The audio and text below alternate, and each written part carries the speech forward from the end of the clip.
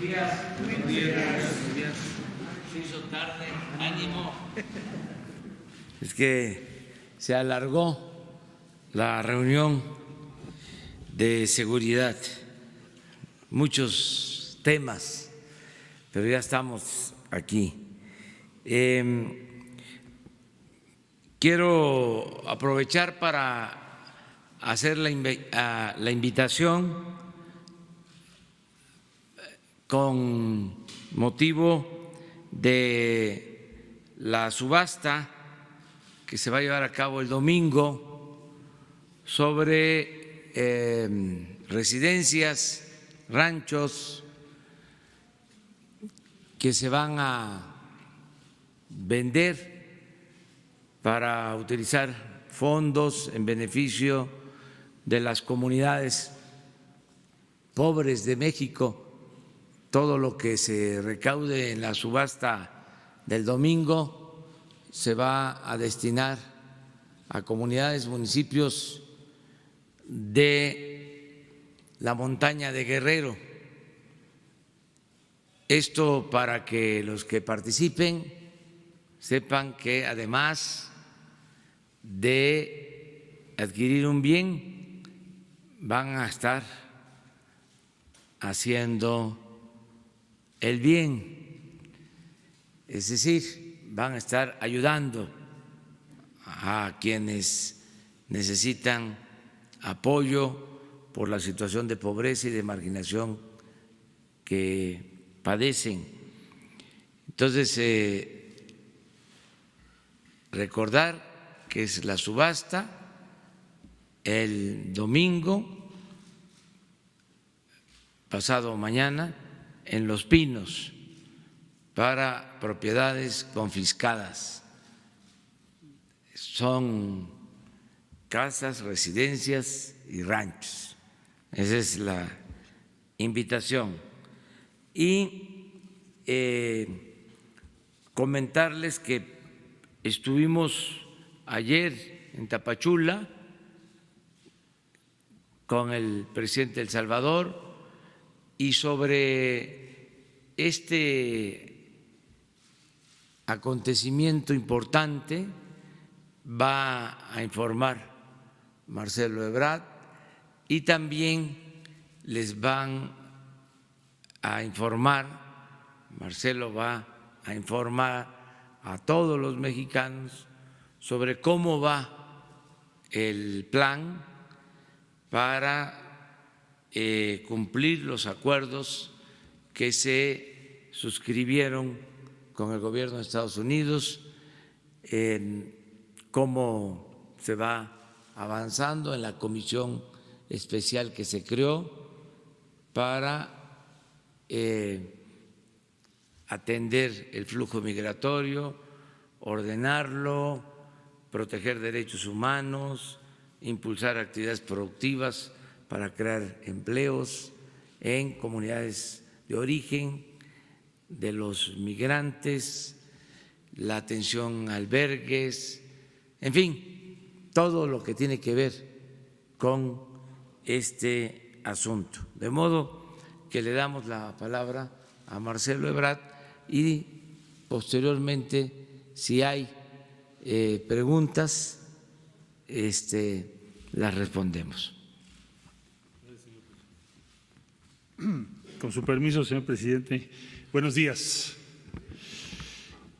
Como recordarán ustedes, el programa especial tiene 5 apartados, 5 componentes, y paso revista a todos ellos muy rápido para después dedicarnos a comentarles qué fue lo que se inició el día de ayer, por qué es relevante, qué alcance tiene, qué significa. Y bueno, en primer lugar, comentarles que el despliegue de la Guardia Nacional ya está terminado, todos instalados como se había previsto. El segundo rubro, que es migración, el Instituto Nacional de Migración, su titular Francisco Garduño, nos informó hoy en la mañana que ya completó 650 plazas que necesitaba para que el instituto estuviera en condiciones de ejercer su función regulatoria, particularmente en el sur del país. No quiere decir que ya terminó, quiere decir que ya tiene lo que necesita para trabajar en el corto plazo. El tercer rubro, que tiene que ver con respaldar a las comunidades del norte del país que tienen personas centroamericanos, de los 3 países principalmente, Guatemala, Honduras y El Salvador, esperando por su cita de asilo que tiene lugar en los Estados Unidos. El licenciado Duarte ya visitó la mayor parte de estos puntos. Hoy en día estamos recibiendo personas solo por 3 puertos fronterizos y el número total que tenemos de enero a esta fecha son 14,000. ¿Por qué varía la cifra? Porque pues, se van llevando a cabo audiencias y entonces así como algunos están esperando, otros ya pasaron a tener su audiencia. Entonces tenemos en total 14,000 de enero al día de hoy. Del siguiente rubro, cuarto, que tiene que ver con bienestar, es decir, que nos ocupemos de que en el sur del país se acelere el desarrollo y sobre todo el bienestar para las personas. El señor presidente de la República ordenó que se ampliara la frontera de Sembrando Vida en número, y entonces en Chiapas hay 200,000 personas, hectáreas que se van a incluir adicionales a este programa. Finalmente, en el quinto rubro, nuestra actividad internacional, ahí, si me lo permiten, me detengo, abro un paréntesis para explicar con más detalle. Esta semana tuvimos varios acontecimientos relevantes. Se tuvo reunión con el secretario general de las Naciones Unidas en Nueva York, porque el Plan de Desarrollo Integral para Sur de México y Centroamérica, que fuese presentado ya hace más de un mes, tiene la participación de 17 organismos de las organizaciones de las Naciones Unidas, diferentes. Por ejemplo, ayer estuvo aquí UNICEF, la titular de UNICEF, Henrietta Fore, tuvo reunión con el presidente de la República para lo que va a ser el respaldo de UNICEF a las acciones que México está tomando y al programa respecto a la infancia, al cuidado de los menores. Entonces vamos a trabajar muy de cerca con UNICEF. También le invitamos a respaldar y a participar en el Plan de Desarrollo Integral. ¿Cómo va a participar UNICEF? Escuelas secundarias, crear condiciones de seguridad y de respaldo, no seguridad nada más entendida como seguridad pública, sino seguridad en cuanto a que no tengan que abandonar la escuela por falta de recursos o que el entorno de la escuela sea muy hostil o sea inseguro para los jóvenes. Entonces, ese programa es el que se va a hacer con UNICEF. Entonces, decía yo, tuvimos una reunión con el secretario general de las Naciones Unidas porque hay 17 organismos como UNICEF que están participando en el Plan de Desarrollo Integral para Sur de México y Centroamérica. El día de ayer que se tuvo el encuentro del presidente de El Salvador, Nayib Bukele, que recién tomó posesión en El Salvador, y el presidente Andrés Manuel López Obrador, se dio inicio al programa de cooperación más grande que México haya hecho con Centroamérica. No tiene precedentes y voy a explicar en qué. Se van a invertir $100 millones para implementar el programa o un programa muy parecido a Sembrando Vida, en este caso en El Salvador, después en Guatemala y después en Honduras. ¿Qué se pretende demostrar con este programa? Bueno, hay quien dice que cuando se piensa en un plan de desarrollo, pues es a largo plazo, dentro de 20 años o 10 y no, lo que se quiere demostrar es que estas acciones como Sembrando Vida pueden tener un impacto en cuanto a que ofrecen oportunidades inmediatas para las personas y no a largo plazo. Especialmente ¿dónde? Bueno, como ustedes saben, en Centroamérica se ha venido creando por la devastación y por el cambio climático lo que se llama un corredor seco. Se ha venido desplomando la producción, hay sequías prolongadas y por esa razón esta inversión de Sembrando Vida, se llama Sembrando Vida porque es no solo darle oportunidades a las personas en lo inmediato, sino además revertir el fenómeno que ha llevado al cambio climático tan acentuado que estamos viviendo hoy en día. Entonces, para el caso de El Salvador, el día de ayer, los dos presidentes pusieron en marcha este programa Sembrando Vida, que tendrá sus modalidades de acuerdo a los programas también de El Salvador, por supuesto. Lo ponen en marcha y entonces para la próxima semana pues México va a estar contribuyendo con $30 millones vía la Agencia Mexicana de Cooperación. ¿Esto qué significa en términos de números? Significa que México se convierte en el principal país en cuanto a cooperación directa para el empleo y el bienestar se refiere en esos tres países, tanto en El Salvador, posteriormente Guatemala, posteriormente Honduras. Subrayo eso. ¿Por qué es el principal país que está haciendo eso? Porque si ustedes suman lo que están haciendo otros países, o está destinado a proyectos de otro tipo, o son montos muy pequeños. ¿Qué es lo que hemos venido diciendo en todo el mundo? La manera de hacerle frente a los problemas que tenemos es que las personas tengan oportunidades donde viven. Esa debe ser la solución, pero hay que demostrarlo. Bueno, pues entonces el día de ayer se dio ese paso. Es el programa de cooperación más grande que ha hecho México. México se convierte en el principal país con cooperación para el bienestar y el empleo hoy por hoy. Y tercer lugar, creamos un programa común con los tres países, con la esfera de los tres países, empezando por El Salvador. Entonces, esto recibe el apoyo de Naciones Unidas, 17 organismos, y el día de ayer también la Unión Europea emitió, como ustedes saben, un comunicado vía Federica Mogherini, que es quien lleva las relaciones exteriores de la Unión Europea, diciendo: nosotros, la Unión Europea, respaldamos este plan. Es una buena estrategia, hay que participar. Ya lo habían hecho, como ustedes recordarán, España y Alemania. Ahora es la Unión Europea.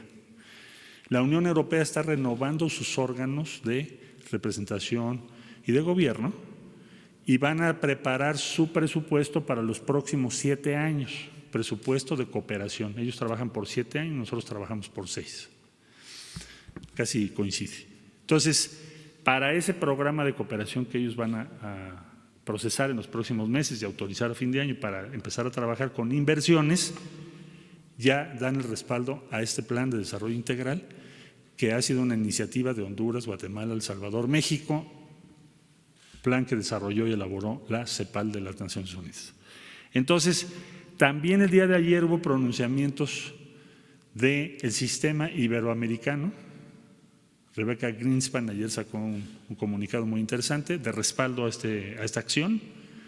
Igualmente, la República Oriental del Uruguay, Chile, que tiene un fondo de cooperación junto con México, también va a participar. Y tenemos 19 países con los cuales nos vamos a reunir en las próximas 2 semanas, más de un país por día, para que este plan y sus acciones crezcan. ¿Por qué México tiene la autoridad para convocar? Porque está invirtiendo, porque está haciendo algo, porque preparó, promovió el plan y está poniendo recursos. Y entonces el argumento ahora es que los países desarrollados pues también participen, que la Agenda 2030 de Naciones Unidas se traduzca en una realidad, que ya no hagamos documentos, hagamos realidades, que cambie el bienestar de la gente, pero en el corto plazo, en lo inmediato. Bueno, pues eso es lo que se inició el día de ayer con El Salvador y por eso es tan importante para nosotros lo que implica. Se dirá, bueno, ¿y por qué se destinan recursos si en México hay tantas necesidades? Bueno, déjenme aclararles, se utilizan los recursos previstos en el Fondo Yucatán, aprobados en el presupuesto de egresos de la Federación por todas las fuerzas políticas, porque es parte del presupuesto. El Fondo Yucatán está destinado ¿a qué? A inversiones en Centroamérica. Entonces, ¿qué vamos a hacer? Lo vamos a ejercer, lo vamos a implementar. Pues, ¿de qué nos sirve tener el fondo ahí? Si lo que tenemos es una emergencia, una urgencia de demostrar que lo que estamos diciendo es una realidad. Ayer decíamos que inclusive los Estados Unidos en la declaración conjunta de fecha 7 de junio dice que le da la bienvenida al Plan de Desarrollo Integral para Centroamérica preparado por los 4 países que ya mencioné y que se compromete a liderar junto con México el respaldo de los socios internacionales de ambos países para que éste tenga resultados y la gente encuentre oportunidades en su casa, en sus lugares de origen, así dice la declaración conjunta, es el punto 4. Entonces, también vamos a invitar a Estados Unidos a que lo haga, como está ahí estipulado, como es su compromiso. México pone entonces, da el primer paso junto con El Salvador y ahora pues vamos a tocar las puertas de todos los países dirigentes que han dicho que apoyan este plan, pues llegó la hora de la verdad. Por lo pronto México cumple, inicia acciones desde el día de ayer, mediante el acuerdo de nuestro presidente Andrés Manuel López Obrador y el señor presidente de la República de El Salvador, Nayib Bukele. Bueno, este es el estado de la situación al día de hoy y estoy a sus órdenes para preguntas. Por favor. Buenos días. Buenos días. Rocío Méndez, Noticias MBS. Canciller, ayer en la primera entrevista que da el presidente Trump a una línea hispana, a una cadena hispana, advierte que le gusta el estilo del presidente López Obrador, que le gusta su perfil y que esperaría reunirse con él. Yo le pido su opinión a usted al respecto de esta reacción positiva a las acciones que se están llevando a cabo de acuerdo a esta entrevista que dio, y también le pediría al presidente López Obrador si nos da su reflexión al respecto. Él convoca al presidente López Obrador para reunirse próximamente. Gracias.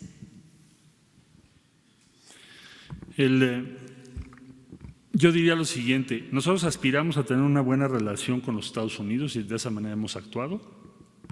Pensamos que el diálogo siempre tiene mayor eficacia que otros medios. Habría que reconocer que estamos en un momento en donde hace muy poco el escenario podría ser de una guerra comercial entre los dos países y en lugar de eso lo que tenemos es lo que escuchamos el día de ayer. Puedo decirlo, señor presidente, no, pero yo se lo puedo decir, que tenemos por fortuna nuestro presidente, el presidente de la República, es uno de los presidentes con mayor respaldo en el mundo y por supuesto que a otros presidentes les gustaría reunirse con él. Vamos a valorar eso, vamos a tener comunicaciones en los próximos días, pero yo diría que en primera instancia lo vemos positivo. ¿Qué queremos? Pues tener una relación de respeto y una buena relación con nuestro vecino. Eso es lo que aspira México y que se respeten también nuestras posiciones.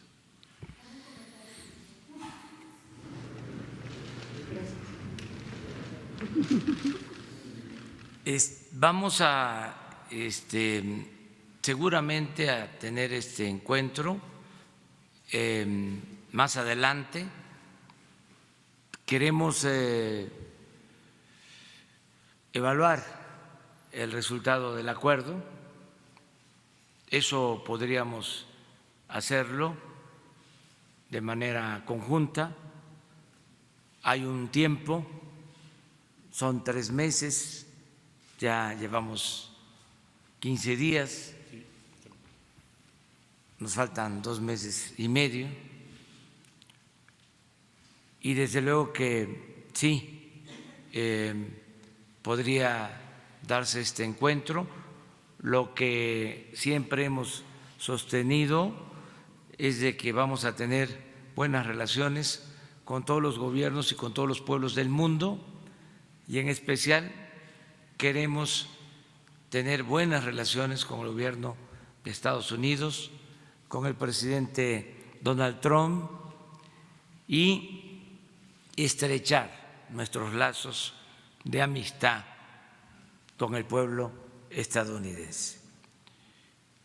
Agradezco pues las expresiones del presidente Trump, del primer ministro Trudeau, también en el sentido de que respalda la política que se está implementando en nuestro país.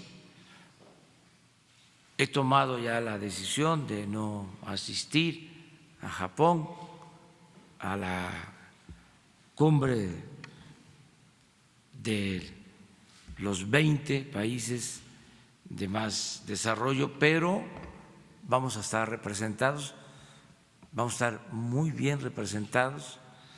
Va a estar en Japón Marcelo Ebrard, secretario de Relaciones Exteriores, y Carlos Ursúa, secretario de Hacienda.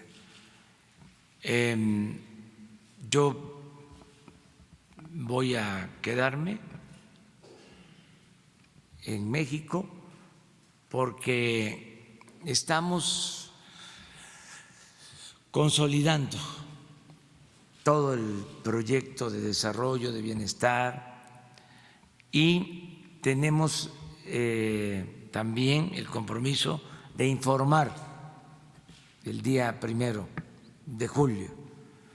Vamos a informar a los mexicanos en el Zócalo y por eso en esta ocasión no voy a asistir a ese encuentro.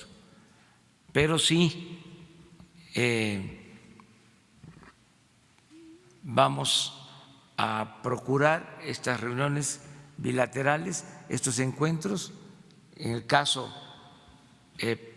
especial con el presidente Donald Trump y con otros mandatarios, con otros presidentes, jefes de Estado del mundo. Yo he sostenido siempre, con todo respeto a los internacionalistas, con todo respeto a los diplomáticos, que los admiro mucho, porque con la política diplomática se pueden resolver conflictos. Sin embargo, he sostenido que la mejor política exterior es la interior, que si estamos bien en nuestro país, vamos a tener siempre el respeto en el concierto de las naciones. Es decir, si en México hay bienestar, hay paz, hay felicidad, vamos a tener el reconocimiento de otros pueblos y de otros gobiernos.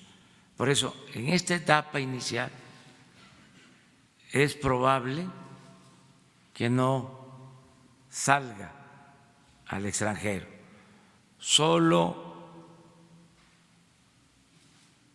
a este tipo de encuentros que se puedan presentar,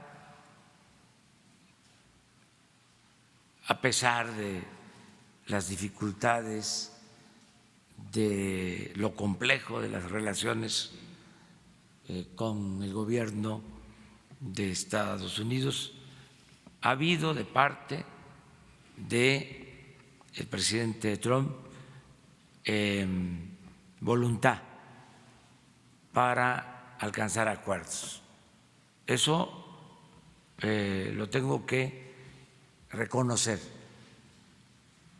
No fue un asunto menor lo que se pretendía, el cobrar impuestos, el cobrar aranceles a mercancías, a productos de México que se venden en Estados Unidos.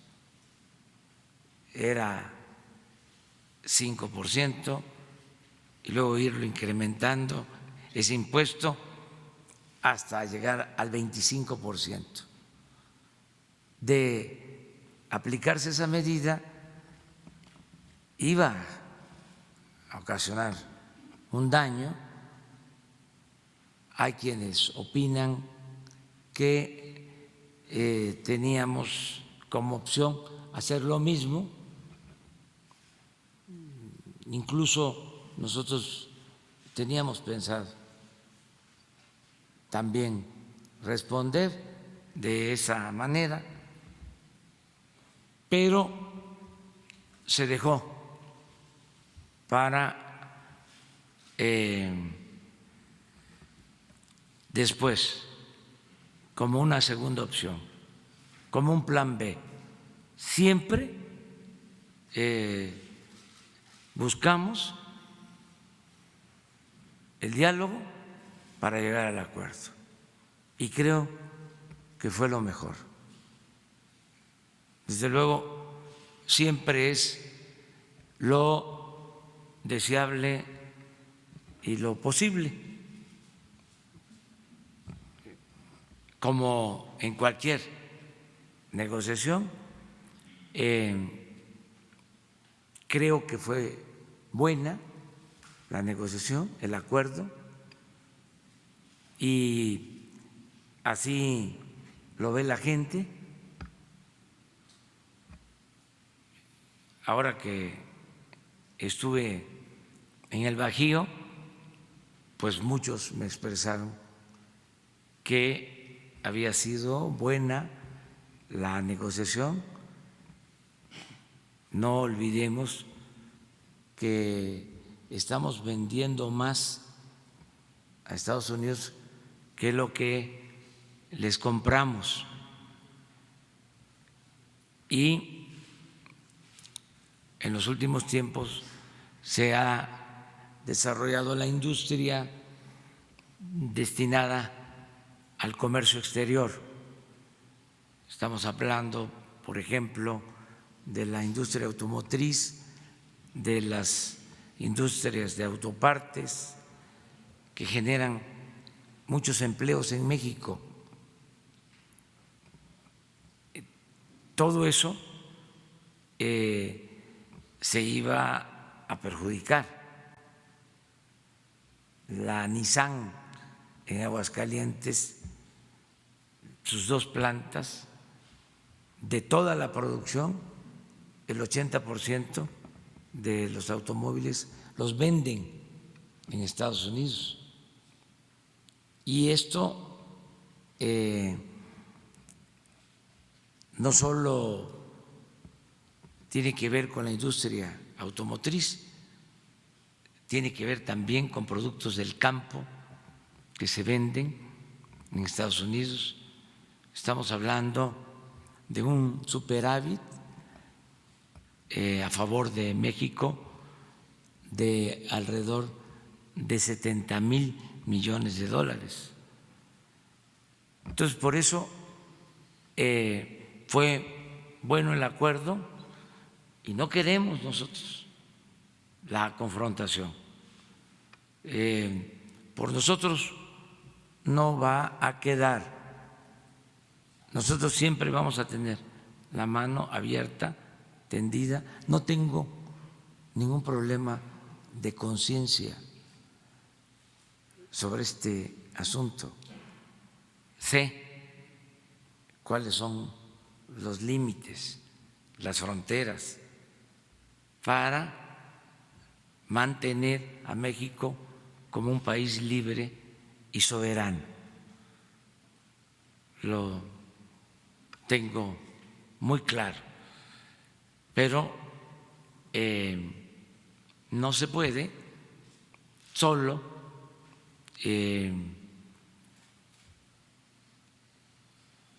gobernar con el discurso, con la carga que todos traemos de nuestras ideologías. Tenemos que gobernar el país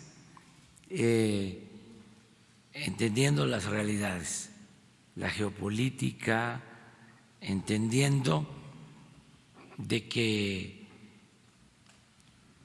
hay que actuar con juicio práctico. La política es el equilibrio, entre otras cosas, entre principios y eficacia. No se puede hacer política solo con principios, como tampoco se puede hacer política solo buscando la eficacia y sin principios. Es el equilibrio, ¿sí? Y hay fronteras, uno sabe hasta dónde se puede llegar. Entonces, fue muy bueno el acuerdo. El día de ayer se inauguró un método nuevo, distinto, para enfrentar el fenómeno migratorio. Es una luz, lo dijo Marcelo muy bien, que se enciende desde México, desde Centroamérica, para alumbrar en todo el mundo, porque siempre el tema migratorio era tratado con medidas coercitivas, clausurando, cerrando, sellando fronteras y con el uso de la fuerza. Ahora vamos a atender las causas, vamos al origen del problema. ¿Por qué la migración? ¿Qué acaso la gente sale de sus pueblos por gusto? No, sale por necesidad, sale también muchas veces por la inseguridad, por la violencia. Nosotros hemos sido muy respetuosos de lo que sucede en otros países, pero a veces se olvida de que el fenómeno migratorio está relacionado con pobreza, está relacionado con inseguridad, con violencia, está relacionado con la falta de democracia, con autoritarismo. Entonces, si no se atienden esas causas, pues no se resuelve bien el problema o el fenómeno migratorio. Entonces, ese es el enfoque, es la vía mexicana la que se está poniendo en práctica.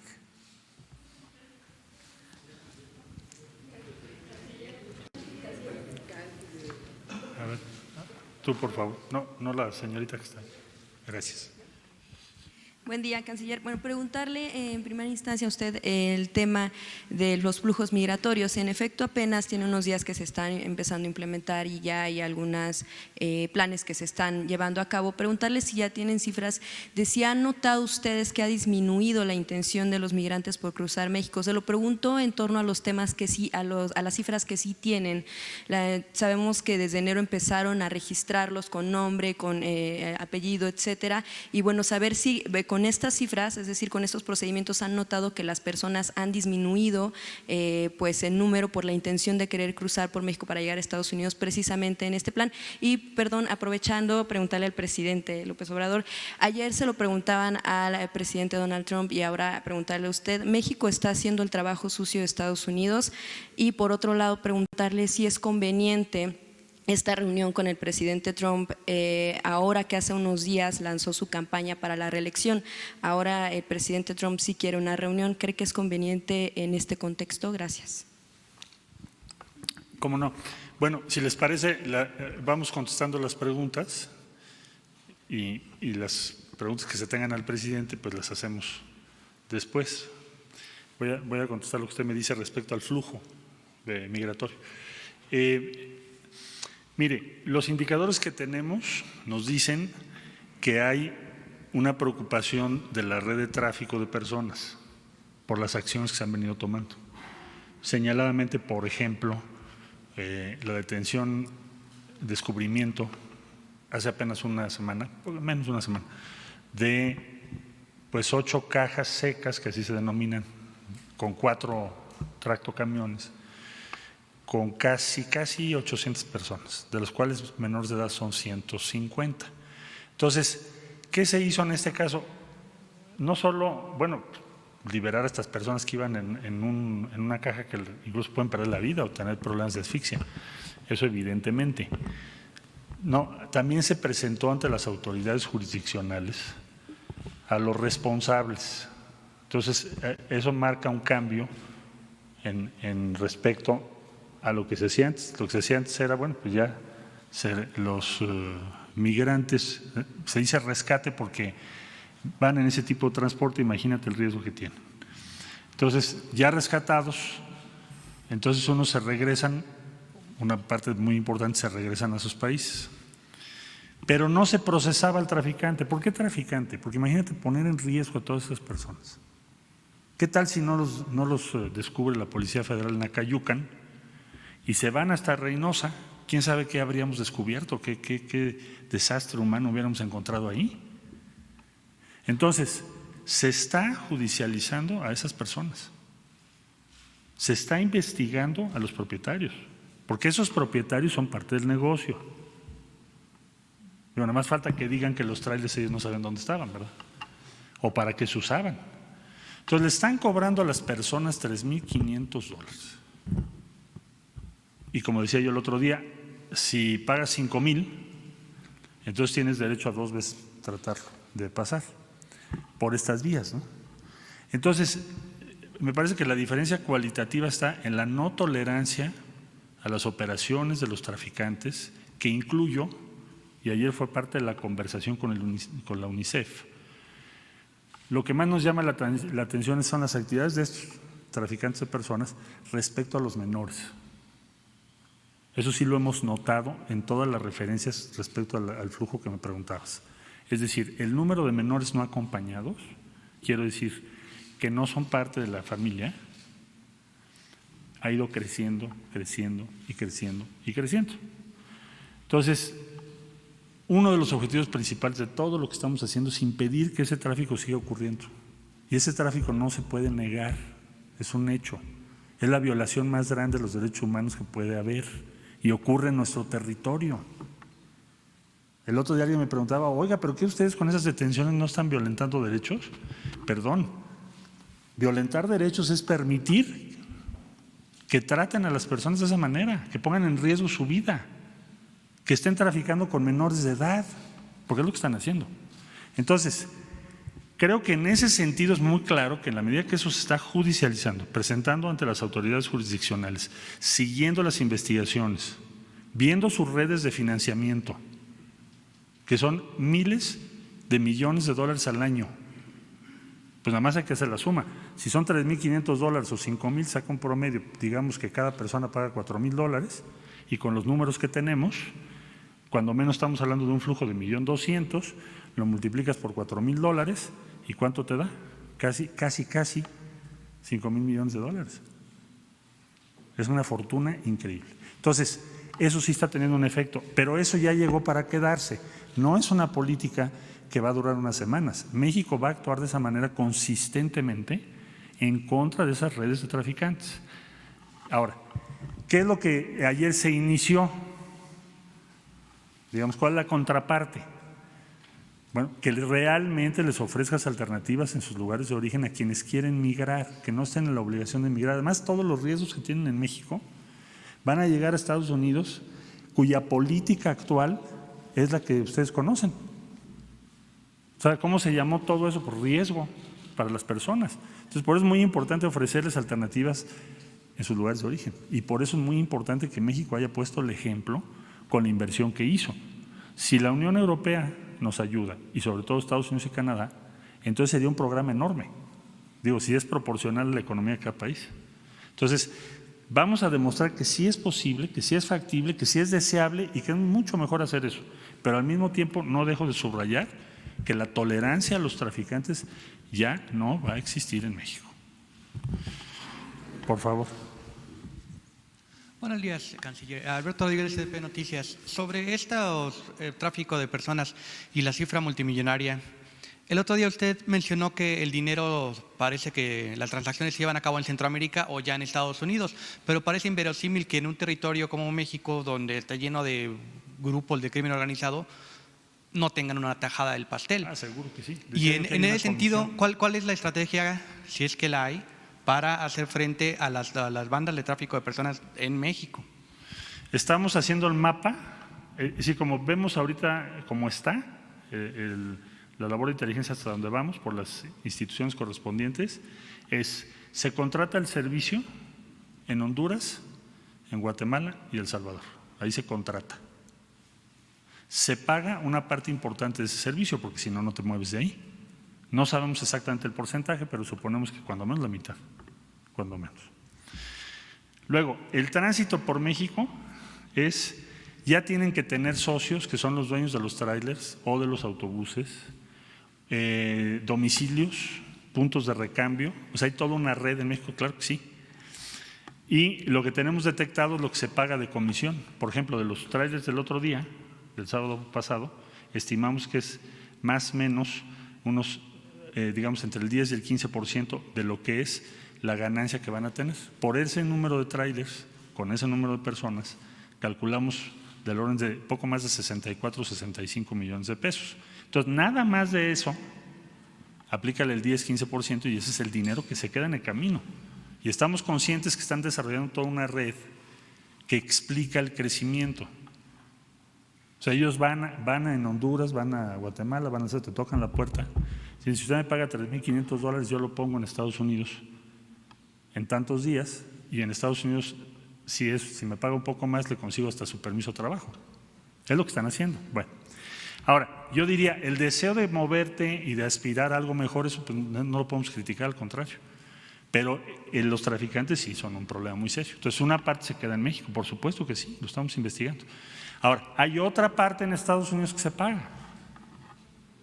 En pocas palabras, este es un tráfico, el tráfico de personas, en donde tienes promotores, logística de transporte, manejo de recursos importantes financieros y, por supuesto, sitios logísticos para llegar, cambiarte, ponerte en otro camión, etcétera, etcétera, etcétera.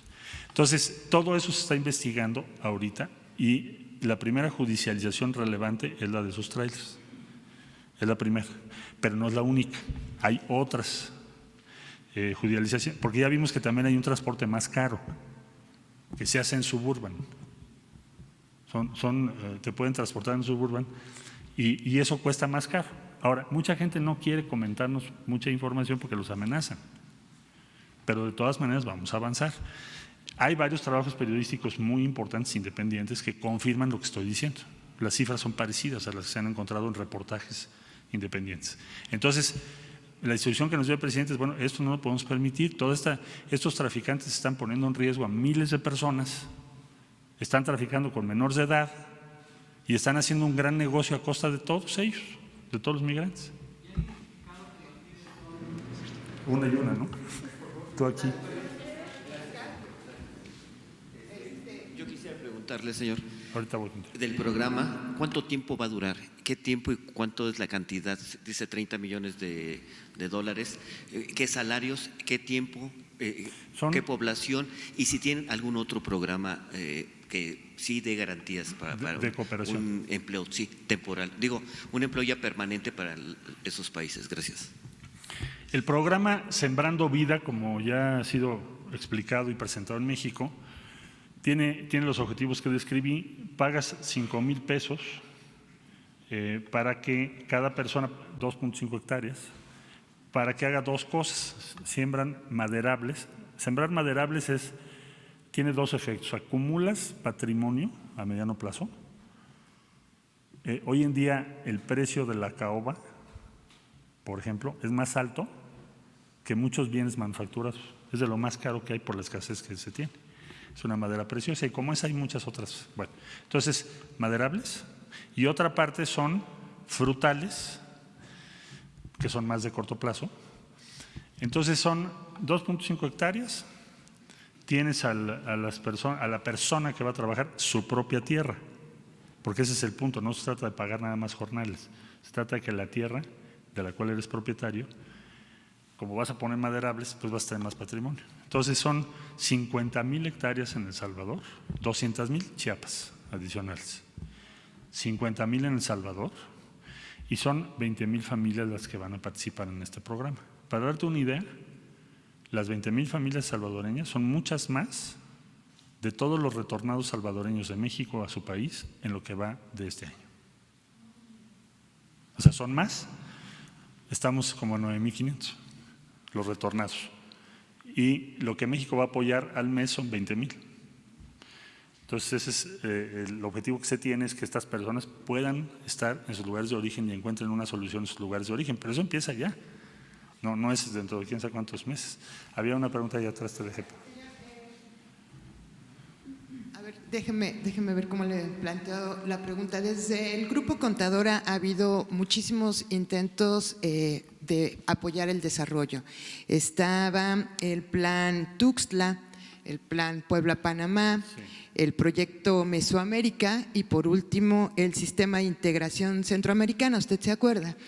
¿Qué va a ser diferente? Durante esos planes se invirtieron millones de dólares y México contribuyó en esa inversión en Centroamérica y al parecer con muy magros resultados.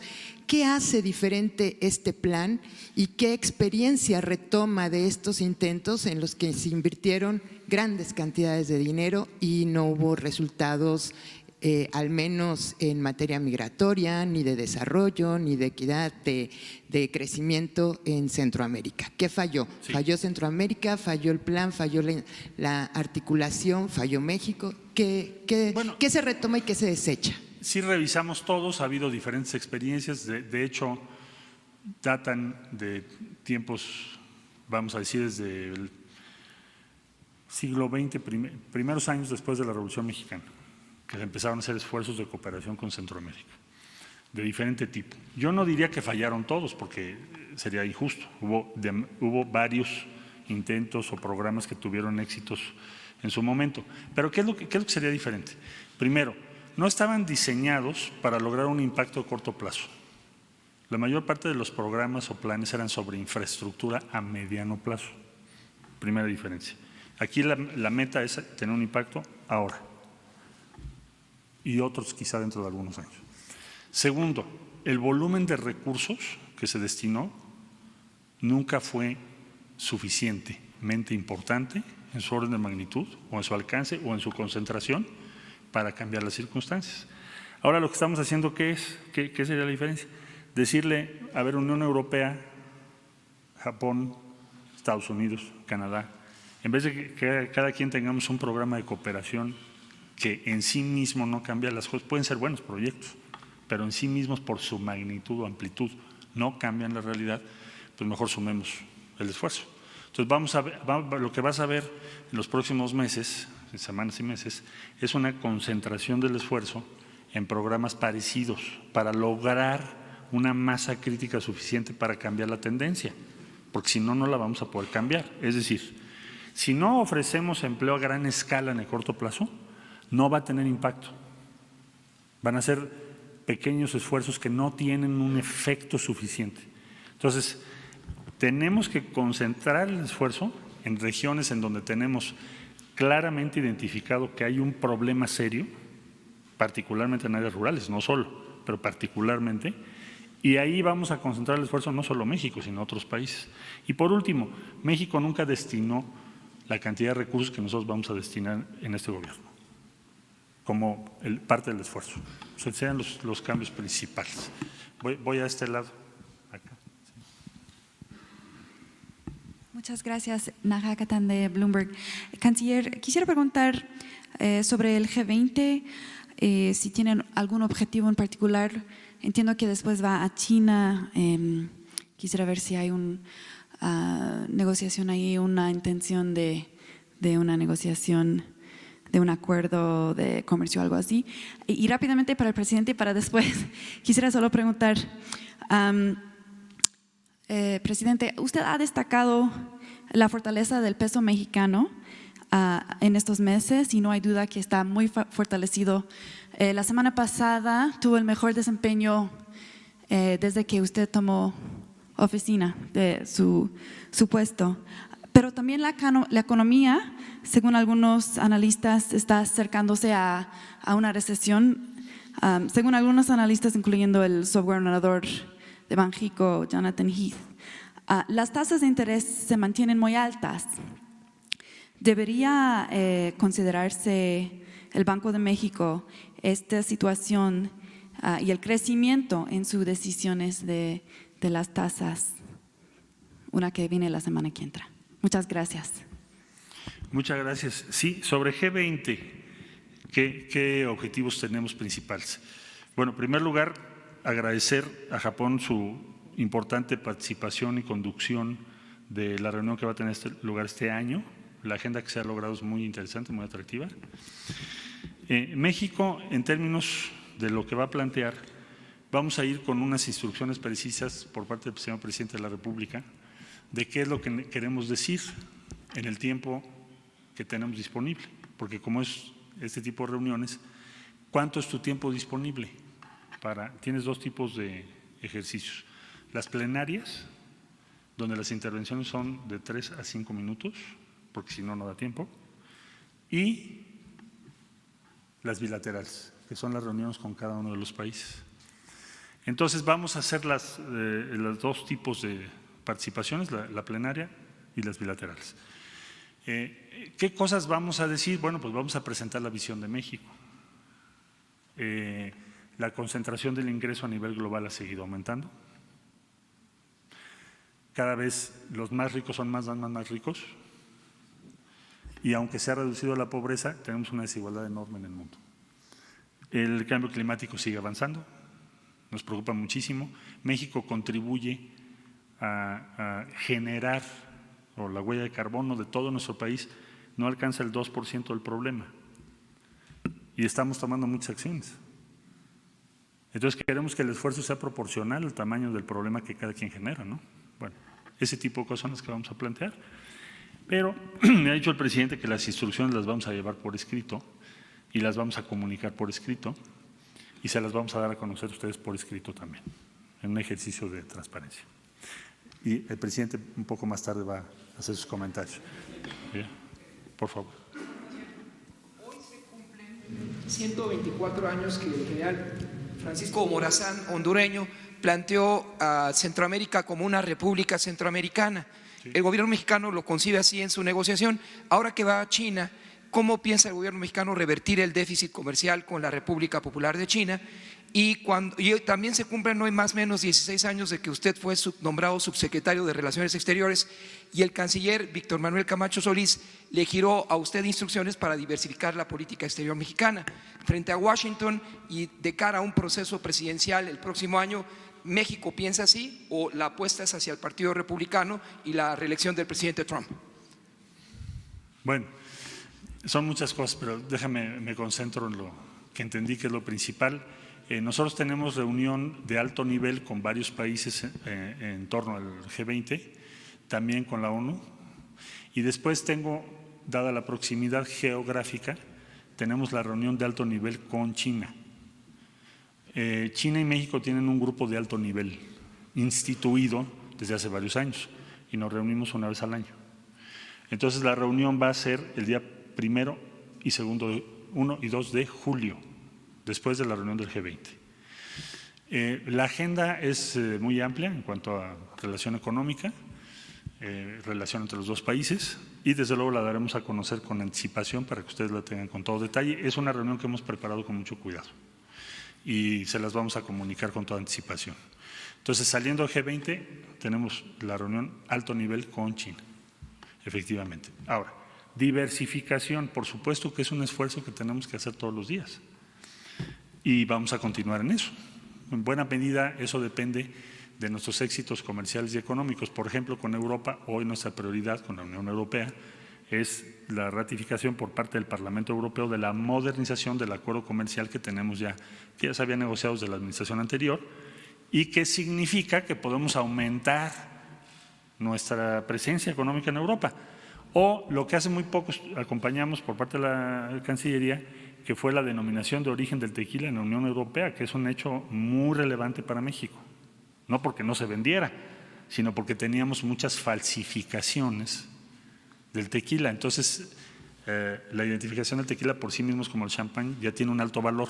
Entonces, eso para México significa un incremento de su presencia económica en Europa relevante.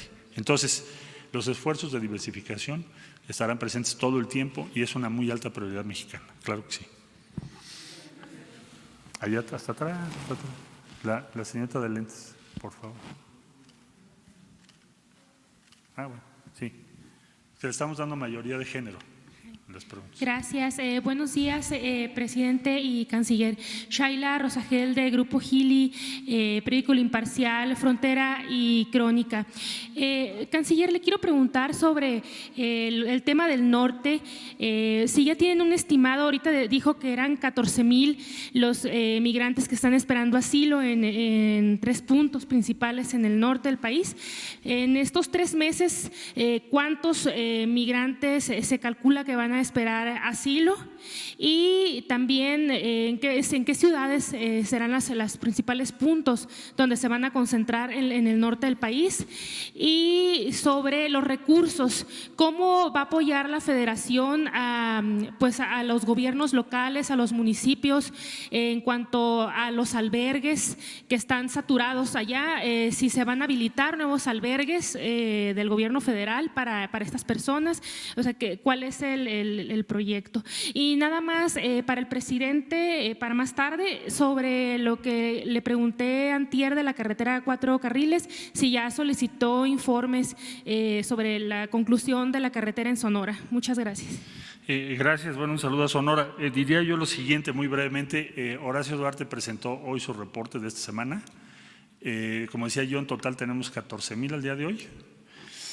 Y él va a ir con cada una de las ciudades fronterizas que tengan esta circunstancia, determinando qué tipo de apoyo necesitan, pero lo que importa es que tenemos que estar con ellos, tenemos que estar ahí. En algunos casos nos han pedido que apoyemos albergues que ya existen, no que hagamos nuevos albergues. En otros casos nos han pedido que apoyemos con recursos para el municipio. En este caso, por ejemplo, Tijuana nos ha pedido eso. Y tienen razón, es algo que hay que hacer. Entonces, el licenciado Duarte va a estar pendiente de eso, y si usted quiere yo le doy los datos para mayor precisión respecto a Sonora, que es su pregunta. Por favor. Mayoría de género. Gracias. Bueno, gracias. Bueno, tocando un poco el punto que estaba hablando mi compañera, el día de ayer tuvimos contacto con representantes del gobierno de Baja California y están preocupados porque cada día son expulsados más migrantes de Estados Unidos que llegan a Tijuana y Mexicali. Se encuentran sin el enlace con el representante del gobierno federal. Ayer quisimos tener contacto precisamente con Horacio Duarte y no lo hemos logrado. Mi pregunta es, ¿cómo va a ser la logística para que llegue esto? Porque bueno, están preocupadas las autoridades. Gracias. ¿Sí te refieres al presidente municipal? No. Al Estado. Al gobernador. Al gobernador. Bueno, ajá.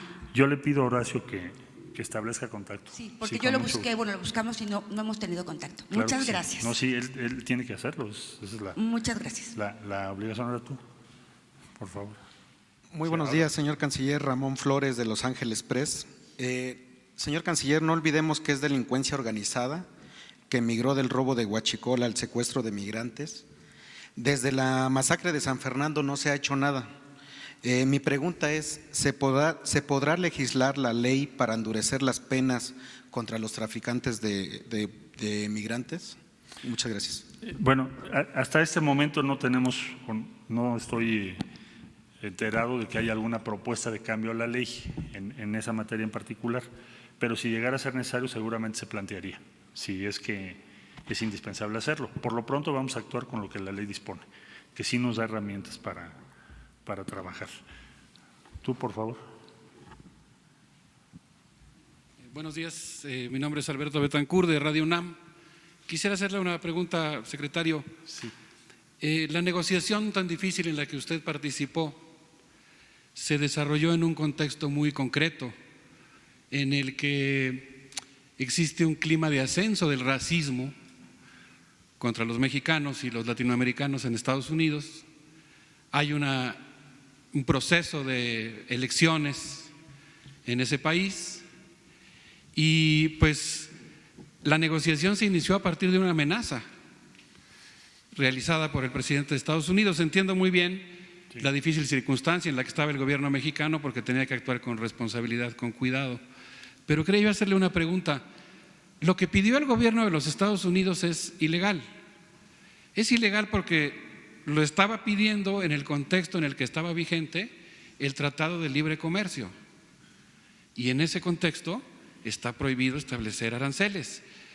Era inmoral también porque ligaba el tema del comercio con el tema de la migración y porque además, en caso de cumplirse, iba a implicar quitarle derechos a los migrantes centroamericanos que van a tener que esperar su solicitud, la respuesta a su solicitud de asilo en México sin tener acceso a los abogados especializados que tendrían en Estados Unidos.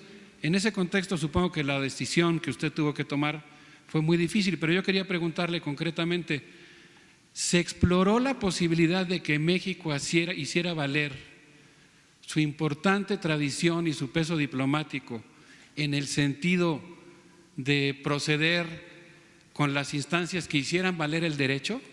Es decir, ¿se exploró la estrategia de que México acudiera a instancias internacionales para hacer valer la legalidad? Gracias. Desde luego que sí, siempre lo hicimos, siempre tienes nuestra obligación es tener un plan para cualquier eventualidad. Entonces, en primer lugar vamos a aclarar, el tema de las tarifas es contrario al tratado, pero no es ilegal. O sea, sí lo puede hacer el presidente de Estados Unidos, de acuerdo a su legislación interna.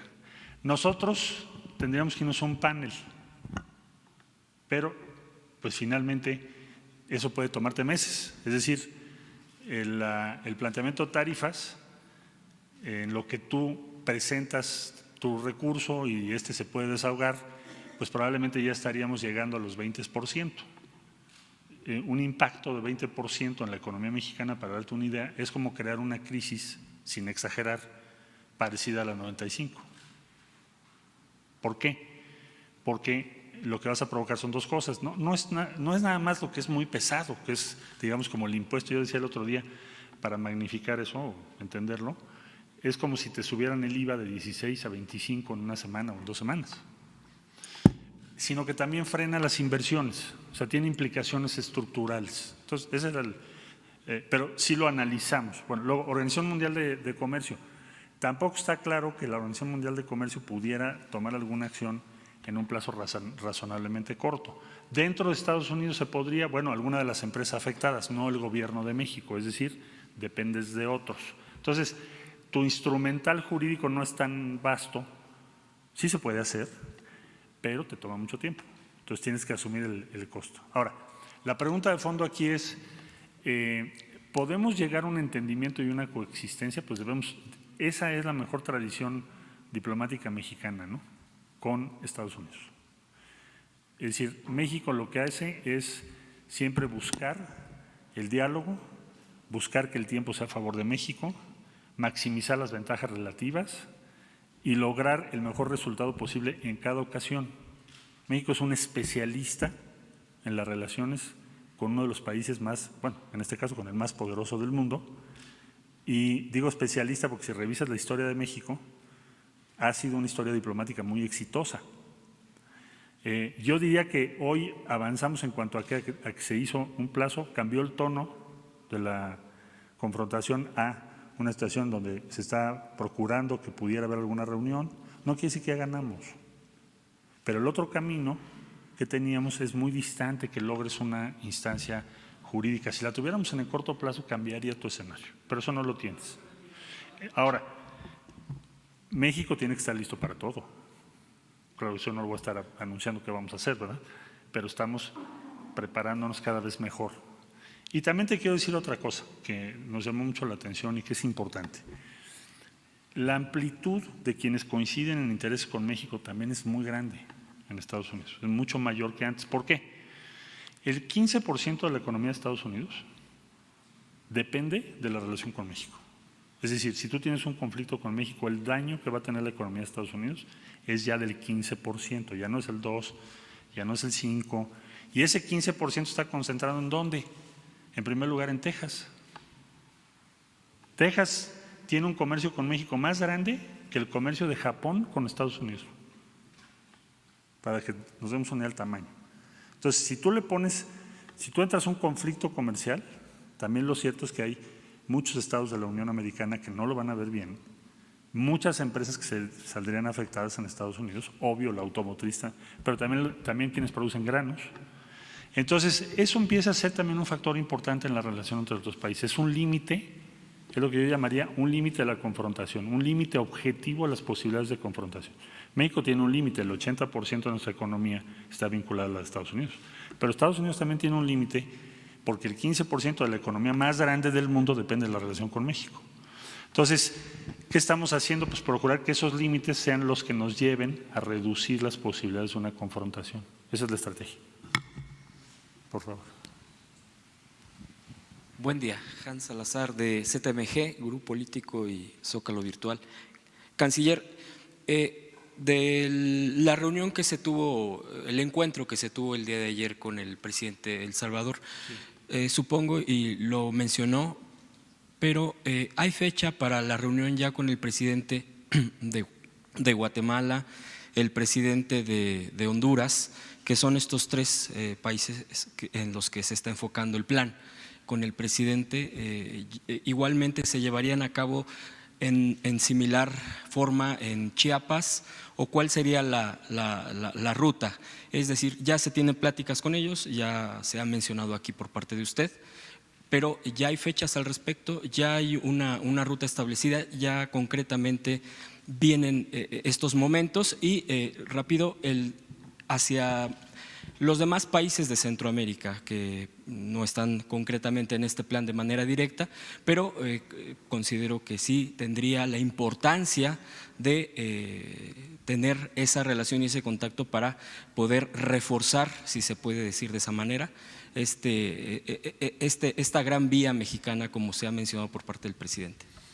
Sí, desde luego que estamos en comunicación, pues todo el plan se elaboró junto con ellos, con los gobiernos de Honduras y Guatemala, y se tiene programado que este programa entre en esos dos países. ¿En qué modalidades y fechas? Pues es un diálogo entre dos partes. Por ejemplo, Guatemala tiene ahora su proceso electoral, van a segunda vuelta, entonces probablemente lo más sensato sea esperar a que se tenga su elección y entonces ya se pueda, en el proceso de transición, como se hizo con el presidente Bukele, se pueda dialogar o conversar con quien resulte triunfadora o triunfador en la segunda vuelta y empezar ya que tomen ellos posesión. Parece que eso es lo más sensato. Y en el caso de Honduras estaremos en comunicación los próximos días para saber cuándo se puede hacer una reunión de trabajo. En cuanto a la Centroamérica, el resto de Centroamérica, bueno, vamos a empezar, primero hay que empezar, y después vamos a ir extendiendo las acciones. No necesariamente van a ser las mismas acciones en otros países. Por ejemplo, el ingreso per cápita de Costa Rica es muy alto, igual el de Panamá. Son dos países que están creciendo por encima de la media, entonces tienen otra circunstancia diferente, pero sí estamos en un diálogo con ellos en otros temas. Ahora con las Naciones Unidas estamos preparando lo que sería un sistema regional de gestión migratoria. Y ahí estamos invitando a Panamá, ahí vamos a invitar a Costa Rica, vamos a invitar a varios países. ¿Por qué razón? Porque somos parte, ¿no?, entre varios países. Muy bien. Si les parece, dos más, por favor. Lentes, sí. Las dos tienen lentes. Bueno, entonces unos lentes y luego otros lentes. Bueno, primero unos. ¿Qué tal? Buen día. Canciller, ¿nos podría precisar a partir de cuándo ustedes están tomando, de qué día, el inicio de este programa emergente de 90 días y sobre todo si continuará y de qué manera? Porque como usted lo señala, las redes de tráfico pues sería prácticamente improbable que se eliminaran en 3 meses y segundo lugar, la Secretaría de Gobernación señaló ayer que pues tenemos las puertas abiertas para los migrantes que deseen incorporarse al país, pero no así si desean utilizar a México como tránsito para llegar a Estados Unidos. Entonces, evidentemente estamos viendo que hay una contención en Golfo, Istmo y Frontera Sur para detener a los migrantes. Dijo el comisionado ayer de Migración que son casi 1,200 por día en estos últimos días. ¿Qué se va a hacer al respecto? ¿Se va a regresar incluso un poco a lo que se hizo la administración pasada de una fuerte contención en el sur del país? ¿O qué se espera, insisto, una vez de que concluya el acuerdo al que ustedes alcanzaron con Washington? Gracias. Bueno, hay varias cosas que estamos haciendo que llegaron para quedarse. Ya no están sujetas a un programa temporal. Menciono algunas. En el fondo del asunto, ¿de qué se trata? tienes que tener un modelo regulatorio en la frontera sur. Es decir, la frontera implica que tú puedas registrar a las personas que entran a México. Puede haber varios motivos. Hay personas, por ejemplo, en Guatemala que vienen a México de compras. Hay personas que trabajan del lado mexicano. En fin, hay todo un gran flujo de personas entre las dos fronteras. Y yo sé y todos sabemos que es compleja, pero eso no quiere decir que no tengas una presencia regulatoria del Estado mexicano.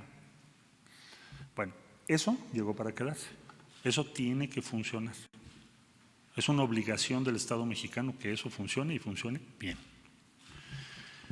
La no tolerancia a las actividades del tráfico de personas, que es delincuencia organizada, por supuesto, llegó para quedarse. No depende de este acuerdo, va más allá.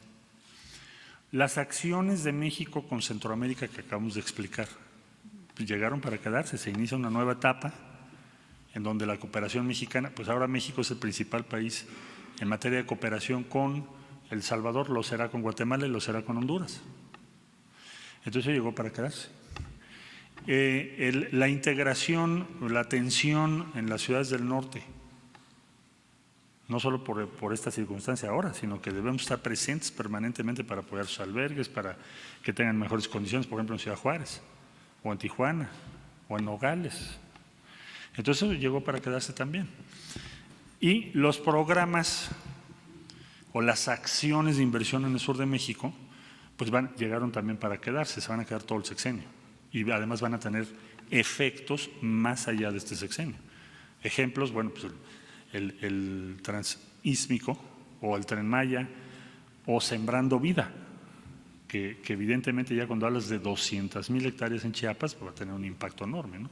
Entonces, la mayor parte de estas políticas y de las acciones que están tomando son ya permanentes. Bueno, no sé qué te refieres exactamente a la contención, pero pedirle el que las personas se tengan que registrar a entrada en México está en la ley mexicana. Y eso ya, lo único que se va a hacer es que se respete. Hay de dos, o cambiamos la ley, el otro día se lo dije al diputado Muñoz Ledo y otros diputados, si ustedes creen que esta ley hay que cambiarla, pues cámbiala, es el legislativo el que lo determina, ¿no? Pero la actual legislación mexicana dice, y me parece sensato, que las personas que están en nuestro territorio deben registrarse, debemos saber quiénes son. Por ejemplo, el caso de los trailers, les preguntaba yo, ¿tenemos registrado a alguno de esos menores de edad? No, a ninguno. Entonces no existen en el territorio, porque como no están registrados, pues tu Estado mexicano no te das por enterado, tú no los proteges y están en la peor indefensión que puede haber, que es el que no existes legalmente. Entonces, lo que queremos hacer es dar caminos legales, regulares, para la presencia de personas en nuestro país. Ahora, ¿a qué se refería la Secretaría de Gobernación? El asilo en México, pues el asilo no lo vamos a restringir. México tiene una gran tradición de asilo. Si una persona nos pide asilo, que está regulado en la ley, es muy raro que México lo niegue, el asilo. El asilo tiene en la ley sus consideraciones. El refugio, tenemos un aumento de peticiones de refugio. Se va a fortalecer a la Comar, que es una comisión muy pequeña, que tiene muy poco presupuesto. Ya el presidente ordenó que la fortalezcamos. Las solicitudes de refugio también la ley dice qué es lo que tienes que hacer con las solicitudes de refugio. Lo que no va a seguir pasando en México es que seamos un país de tránsito anónimo en manos del tráfico de personas. Eso es lo que ya no se va a poder. Dos más, si me permiten, para… ¿Estabas tú? Sí, por favor. Gracias, canciller. Buenos días, Estefania Ochoa de ADN 40. Me gustaría saber de estos 70 millones de dólares que no se van a entregar a Centroamérica de manera inmediata, ¿cuántos van a corresponder a una contratación de línea de crédito con el Banco Interamericano de Desarrollo y cuánto corresponderá a estos 19 países que ya mostraron su respaldo? Bueno, el total de lo que va a invertir México, decía yo que son alrededor de 100 millones de dólares, distribuidos en los 3 países. Los 30 millones de El Salvador pues se estarán ejerciendo a partir de la semana que entra. Es un esquema de cooperación no crediticio. Cuando dices crédito, normalmente se excluye lo que es empleo inmediato. Entonces, por eso no es crédito, es una aportación directa. Y eso pues ya se inicia la semana que viene. Respecto a los países que estamos invitando a la comunidad internacional, es muy diferente lo que cada uno va a poner. Por ejemplo, la República Checa, que se va a integrar, nos dijo: a lo mejor nosotros no podemos poner millones de dólares, pero sí podemos poner todo el conocimiento que tenemos de nuestro sistema escolar, que es uno de los más avanzados del mundo. Entonces vamos a hacer un convenio y vamos a trabajar con ellos y nos van a mandar personal que nos va a apoyar en las actividades que estamos llevando a cabo. Entonces, Estonia es el país digital más avanzado del mundo. Nos dijo: bueno, ¿y por qué no nos dejan participar? Les ayudamos. No es que te vaya a mandar $1,000 millones, pero sí te puedo ayudar cómo hacer que tu programa Sembrando Vida vaya de la mano con la generalización del uso de Internet. Muy interesante, ¿no? Entonces, muchos países nos han dicho: yo puedo participar de esta manera. La Unión Europea nos dijo: nosotros estamos haciendo nuestro presupuesto y lo vamos a incluir, pero no sé qué monto van a incluir, eso lo van a decidir ellos. Se va a ir anunciando en las próximas semanas y lo vamos a ir dando a conocer conforme se vayan agregando diferentes países. Voy a poner un símil para explicar esto. La Alianza del Pacífico somos 4 países, pero hay 59 países observadores. En la reunión de Lima van a estar 59 países representados, que les interesa lo que estamos haciendo. ¿A qué te da derecho el observador? Pues a tener la información de qué se está diciendo y, en su caso, a decir: oye, yo quiero ser miembro, yo quiero participar. Entonces vamos a hacer lo mismo con esta iniciativa. Vamos a invitar a todos esos países que sean países observadores. En el momento que tú aportas, sea en especie o recursos, te vuelves miembro. ¿De acuerdo? Y lo vamos a ir informando. Bueno, 2 últimas, a ver allá atrás. ¿Sí?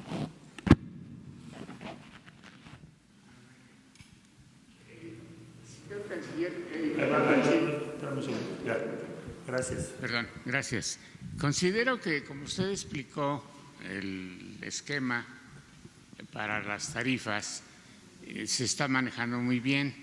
Sin embargo, estamos tratando con una persona que es como un gorila, que no sabemos si nos puede dar un trancazo con el brazo izquierdo o con el derecho, que es el presidente Trump. Entonces, el presidente Trump ya arrancó su reelección el martes, sí, y en su discurso nos volvió a atacar a los mexicanos y a los latinos en general como the brown menace, o sea, la amenaza café. Entonces es muy probable que en 15 días o 30 días tengamos nuevamente las tarifas que nos quieren poner. Pero con lo que usted dijo, quiero yo decirle que yo, como abogado americano, porque soy abogado americano, existe un medio por el que se puede parar al presidente para que no aplique esas tarifas. Y es rápido, no es como usted dice que hay que ir a la Organización Mundial de Comercio, ni mucho menos. Entonces, quiero yo saber qué despacho de abogados los está ustedes asesorando. Yo tengo los nombres de Jones Day, que estaba asesorando a Pemex y le cobró millones de dólares por un juicio que perdió, y Cleary Gottlieb, que estaba asesorando a Peña Nieto en materia de inversiones. Entonces, no sé con qué bufetes están trabajando ustedes, que no parece que les están dando la respuesta adecuada. Ahora, por el otro lado, aparte de lo que ustedes… ¿Qué recurso es el recurso inmediato? No puedo decirlo aquí porque hay 200 gentes que lo publicarían inmediatamente. Pero sí puede criticar la estrategia jurídica, pero no puede decir por qué. No, puedo… acabando la junta, yo le puedo decir a usted ahí en 30 segundos cuál es el recurso. Entonces le contesto muy rápido. No tenemos bufetes norteamericanos. Okay, la estrategia jurídica mexicana la diseñamos en la consultoría jurídica de la Cancillería. Ok, entonces por eso nosotros no tenemos la información en mi oficina en Houston. Pero se la doy. ¿Cuál despacho es el que los representa? Bueno, ¿perdón? ¿Cuál es la pregunta? La pregunta es la siguiente. debemos de hacer varias cosas. Uno es que si vuelven las tarifas arancelarias, usar el recurso que yo le voy a decir a usted cuál es, en privado.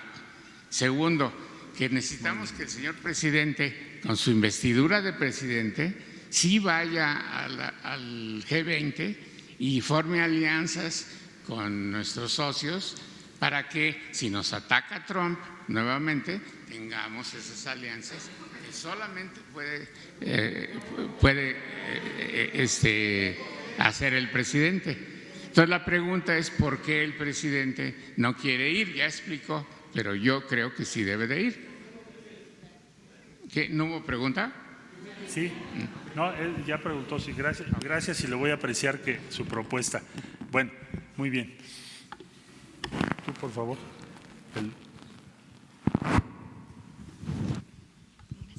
Buenos días, canciller. Montserrat Sánchez de Reporte Índigo. Yo quisiera preguntarle si tiene la cifra de los meses más recientes por migración de los menores que no vienen acompañados y también si de todos ellos se trata de tráfico de personas. También, como mencionó hace un momento de reportes periodísticos, hay historias de menores migrantes que no son por tráfico de personas, o sea, ellos se van de sus hogares para apoyar a sus familias buscando a otros familiares. ¿Qué se va a hacer en el caso de estos menores migrantes? Gracias.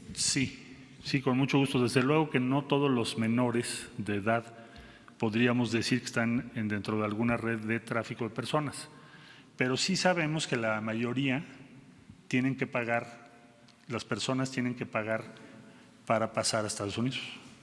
No hay paso hasta ahora que hayamos detectado en estas redes que no significa un pago. Entonces los comprometen de diferentes maneras. Eso es lo que nos parece que debemos combatir. Desde luego que hay muchos jóvenes o adolescentes, sería más propio decirlo, que buscarían otras opciones y tienen derecho a hacerlo.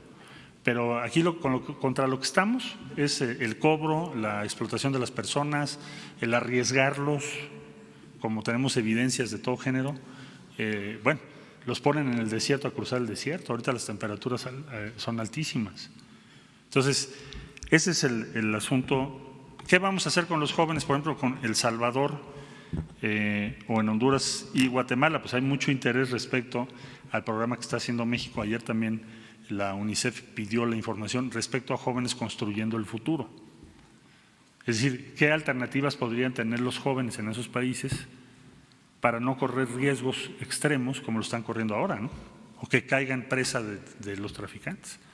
Y eso es lo que vamos a tratar de organizar junto con los países, ahora en este momento con El Salvador y más adelante con los demás. Bueno, tú, que ya llevas como 3.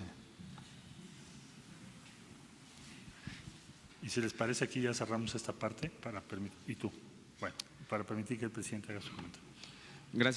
Gracias, muy buenos días. Secretario, bueno, ¿qué va a pasar con aquellos migrantes que no tienen, en efecto, la calidad de refugiados ni que están solicitando tampoco el asilo, sino que, en efecto, su propósito es llegar a Estados Unidos? Y se lo pregunto porque la secretaria de Gobernación había señalado, una vez que habían ganado las elecciones, el actual presidente López Obrador, ella señalaba, condenaba la política exterior llevada por Peña Nieto, en la que decía que los migrantes que ingresaban a México habían cometido, si acaso, una falta administrativa que no ameritaba que se les encarcelara, como ella consideraba que estaba ocurriendo con las estaciones migratorias, y que tenían todo el derecho de transitar libremente por territorio mexicano en busca de forjarse una mejor vida en Estados Unidos.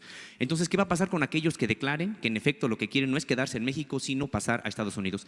Y segunda pregunta, las agencias estadounidenses estuvieron en México durante prácticamente desde el sexenio de Felipe Calderón, 13 de ellas con oficinas en México, incluidas por ejemplo la CIA, incluida la DEA, el Servicio Secreto, el FBI.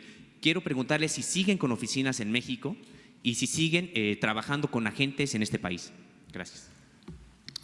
Mira, hay entre México y Estados Unidos muchos convenios de cooperación y hay presencia de diferentes agencias en su embajada. Es parte de la embajada norteamericana, igual que nosotros tenemos en Estados Unidos. Por ejemplo, el Centro de Inteligencia Nacional tiene un agregado en Washington. Respecto a operaciones, digamos, que no se hayan informado, no hay. O sea, México no ha autorizado ninguna operación de ese tipo. No lo haremos en este sexenio.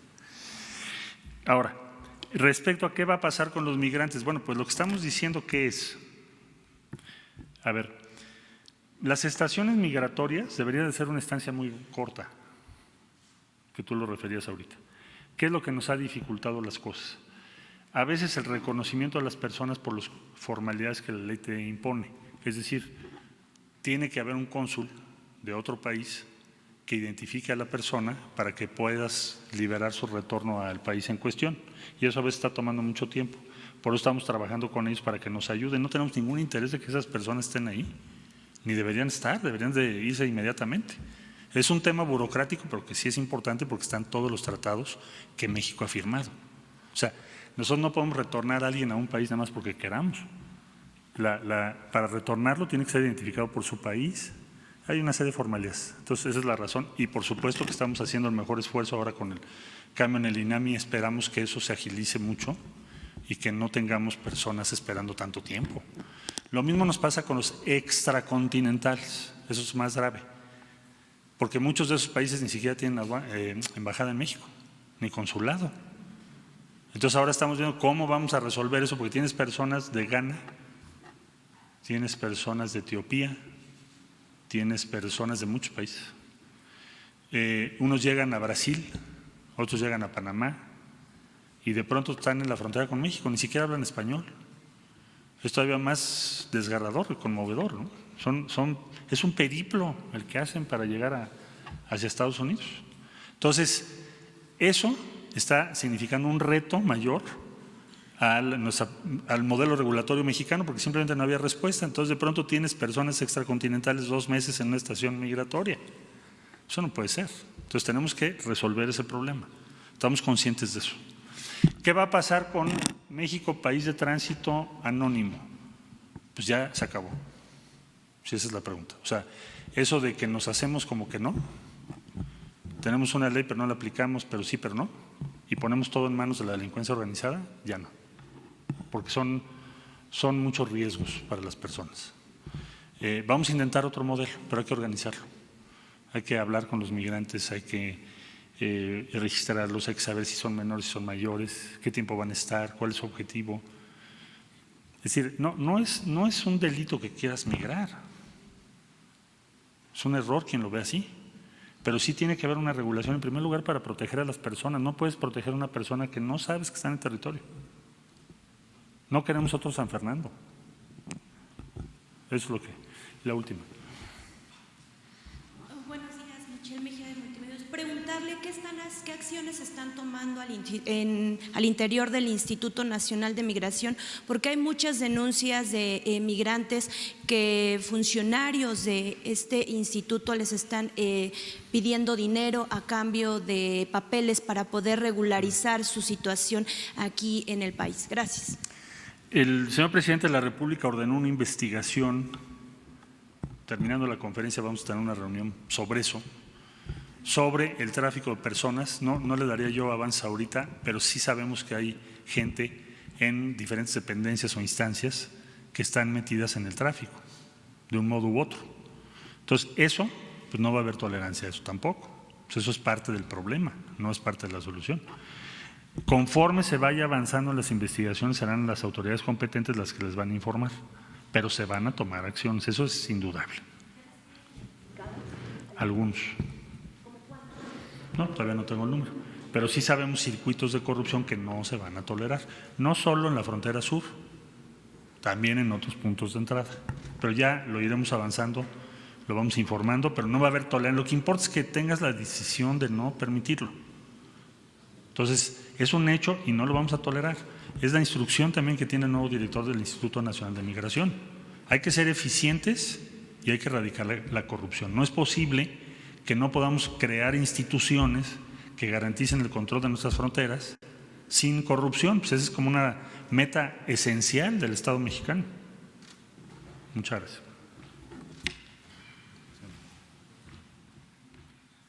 Bueno, pues fue bien contestado todo. Nada más, miren, para concluir, porque vamos a Puebla están invitadas, invitados. Vamos a estar en San Martín, Texmelucan, a las 11 de la mañana, 11 o 12 de la mañana, y en Atlisco, también en Puebla. Mañana vamos a Yucatán, vamos a estar en Mérida y en Valladolid, mañana.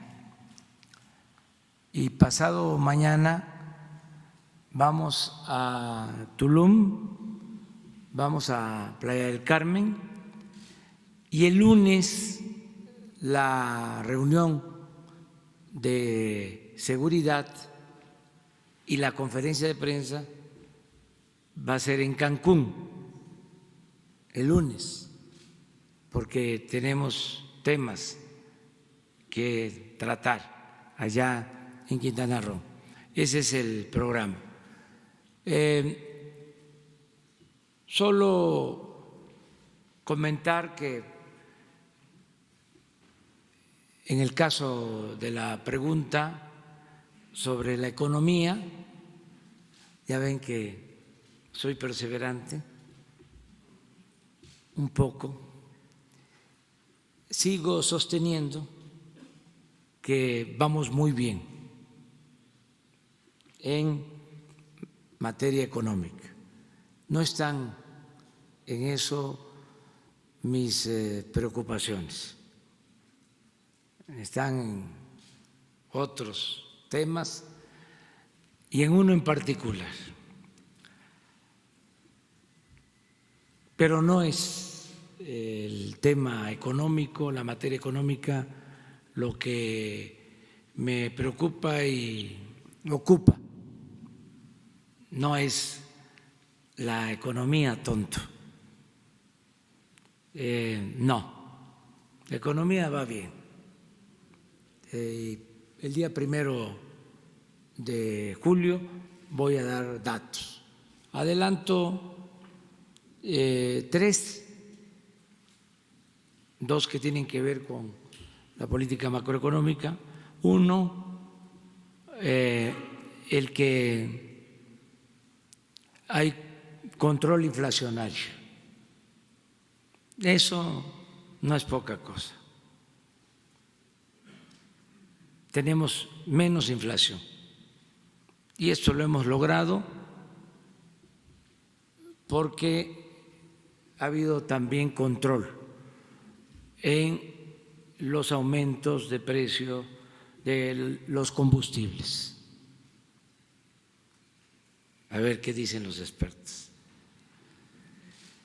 Entonces, inflación controlada.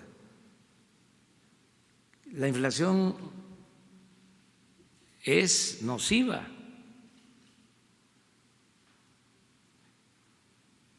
No exagero, pero el predominio y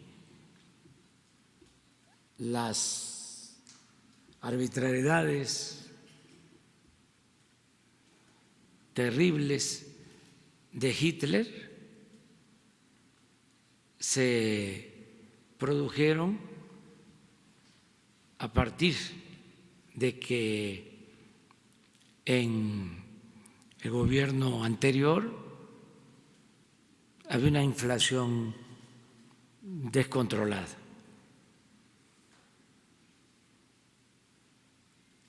Entonces, en eso vamos bien. Lo segundo,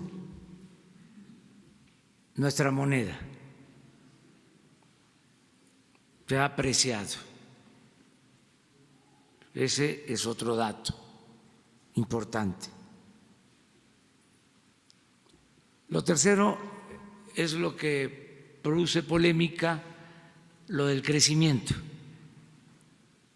que nos bajan las proyecciones sobre crecimiento. Yo creo que vamos a crecer Aún con la disminución en las proyecciones, aceptando sin conceder, como dicen los abogados, que eso sea así al final del año, estamos hablando de crecimiento, poco, pero crecimiento, no es decrecimiento. Entonces, en eso estamos, son 3 elementos. Sobre las tasas de interés, pues eso lo decide el Banco de México y hemos nosotros hecho el compromiso de respetar la autonomía del Banco de México. No vamos a meternos en ese tema, en ese asunto. Hay quienes atribuyen que las altas tasas de interés inhiben el crecimiento, pero ese es otro asunto, otro debate y corresponde a las funciones del Banco de México y queremos ser respetuosos con esas disposiciones. En general vamos muy bien y están invitados para el día 1 de julio al Zócalo. Bueno, ese día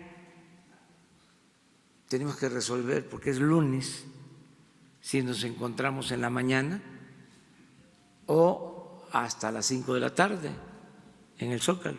Ahí se los dejo de tarea y que la pasen bien el fin de semana. Adiós, adiós.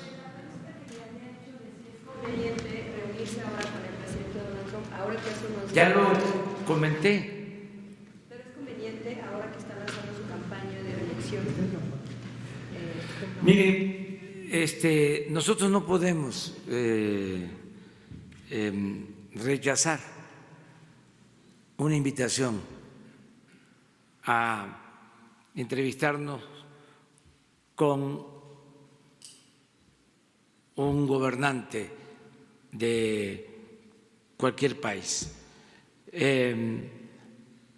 No lo considero eso adecuado. No tiene que ver con la urbanidad política, con los buenos modales, con la diplomacia. Nosotros estamos dispuestos a dialogar. Nada más hay que ver el tiempo. Yo pienso que sería conveniente, si se da esta entrevista, que fuese terminando el periodo que se fijó, que sería como en septiembre. Creo que el acuerdo fue el 10. 7 de septiembre, a los 3 meses. Sí nos gustaría tener este encuentro, pero yo no fijo la agenda del presidente de Estados Unidos. Él es libre, es un gobierno soberano. Ellos tendrían que tomar en cuenta sus tiempos. Mi recomendación respetuosa es que fuese en septiembre para evaluar esta primera etapa del acuerdo.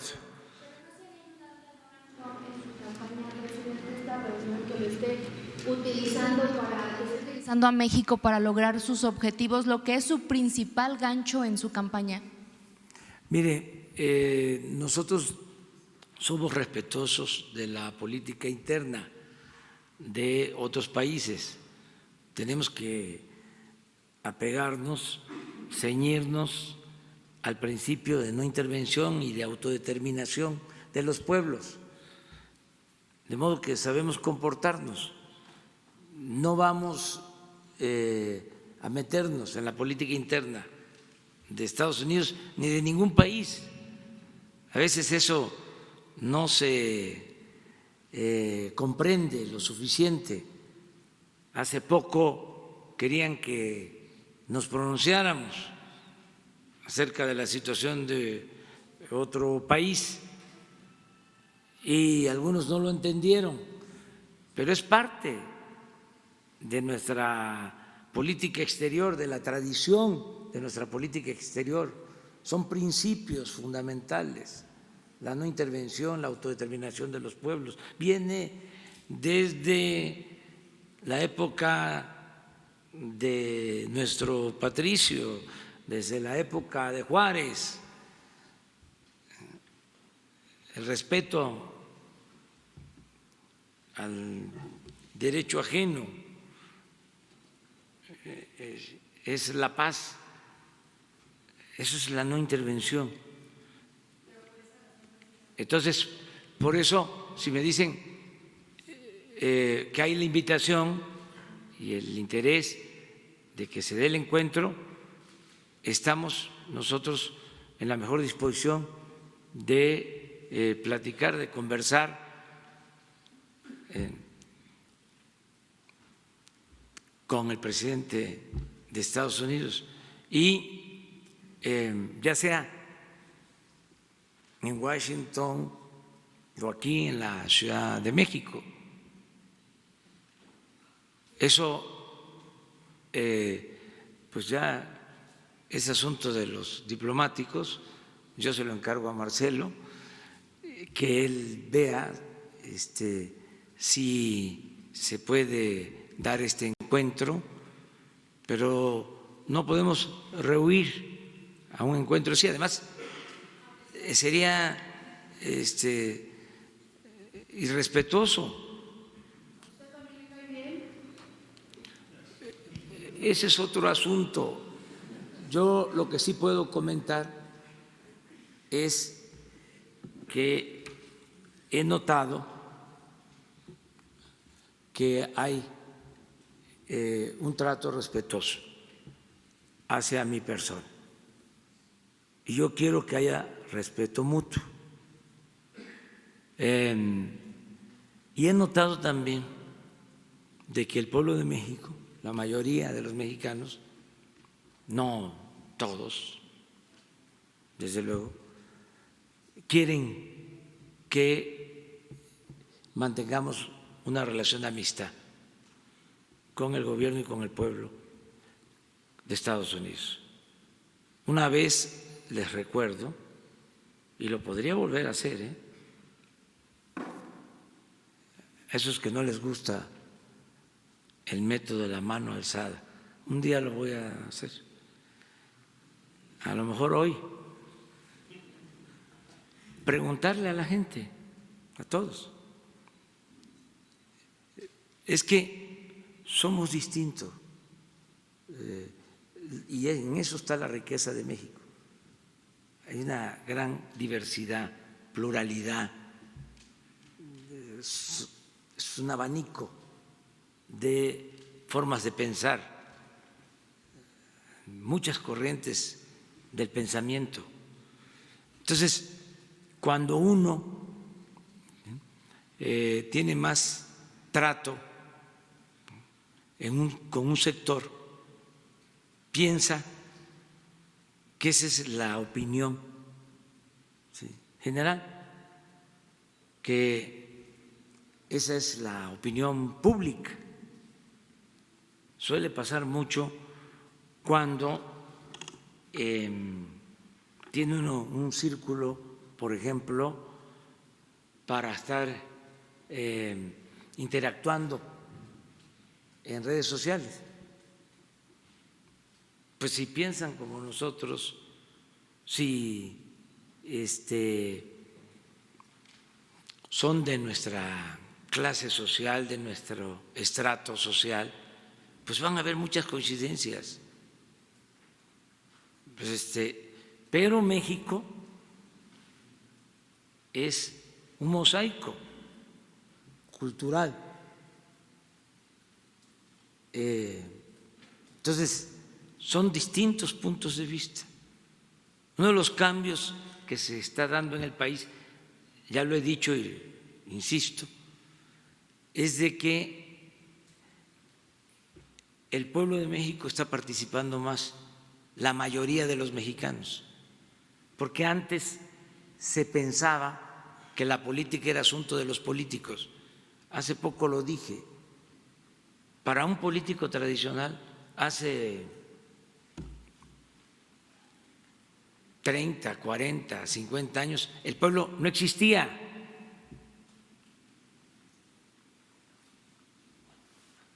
Eran los políticos los que decidían. Entonces, se consideraba al ciudadano como incapaz. Eran para los políticos, los ciudadanos imaginarios, numéricos, cosas. Ya no. Ahorita la gente está participando mucho. Es un pueblo muy politizado. Nos dan clases. ¿De dónde me inspiro? Pues de las opiniones de la gente, recogiendo los sentimientos de la gente. Entonces es un pueblo sabio. Se burlaban de mí los expertos, los politólogos, los analistas, cuando hablaba del pueblo sabio. Pues el pueblo tiene un instinto certero. Entonces, en Poza Rica, en una asamblea, les dije, a ver, ¿qué opinan? ¿Quieren que yo les conteste al presidente Trump o que busquemos el acuerdo, la conciliación? Ya están las imágenes. No estaba la gente preparada para la pregunta. Llegaron a la asamblea informativa, todos levantan la mano, ahora sí que a mano alzada, lo cual es casi antidemocrático, casi un acto de autoritarismo, porque la gente no sabe cómo se va a hacer eso. Y la mayoría dice, no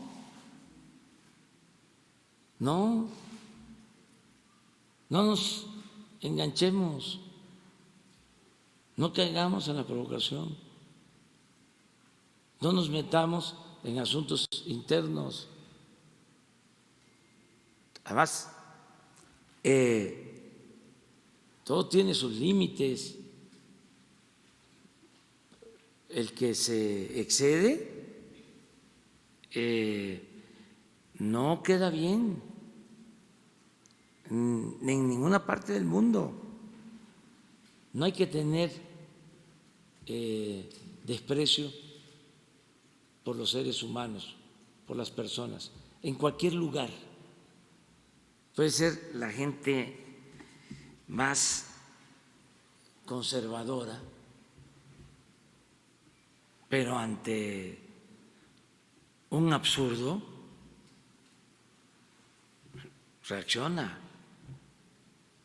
Sí hay límites, sí hay fronteras. Todos tenemos que autolimitarnos. Entonces, buscar siempre la relación de amistad con los pueblos y con los gobiernos. Y eso no quita. Pues yo vengo de ser opositor, pero no solo en la etapa de juventud hasta ahora, no solo desde hace 40 años, y hay testimonios cuando se da a conocer mi expediente de la Federal de Seguridad, me encuentro cosas que ni sabía, que el finado Nazar Haro me investigaba desde 1978, 79. ¿Cuántos años tiene eso? 40. Y su nota, ¿sí?, tachándome de comunista en el expediente, hace 40 años. Ah, pero no solo esa vida, ese periodo, no, desde chamaco. O sea, yo era como ustedes, como todos, sí. Ya ahora es otra cuestión, pero en mis tiempos, en mi generación, era a la salida nos vemos. Pues así era, ¿sí? Lee uno el libro de Ulises Criollo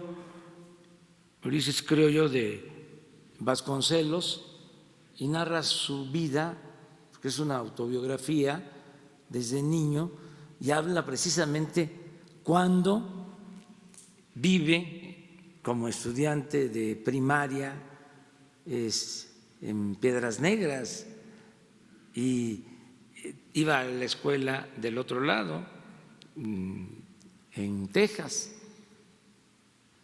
y de los pleitos de niños estadounidenses con niños mexicanos, y cuenta algo que mejor se los dejo de tarea, o ya ustedes también han leído y lo saben, de esos pleitos, de cómo en una ocasión le tundieron fuerte y cómo otro mexicano le dijo de qué manera podía defenderse.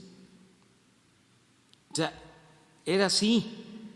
Bueno, pero esa es la vida que tenemos todos. Cuando se tiene una responsabilidad, pues ya no es lo mismo. No es saber, quítame la basurita, ¿no? Y vas a ver. No, la responsabilidad tiene uno que actuar con prudencia, con cordura, está de por medio el país, no puede uno apostar a balandronadas, es otra relación, pero ya dije y repito, siempre hay fronteras, siempre hay límites y yo voy a seguir buscando mantener una buena relación con el presidente Trump y yo espero que quienes opinen distinto vayan comprendiendo de que por nosotros no va a quedar, nosotros no vamos a faltar el respeto a nadie para que de esa manera nos respeten.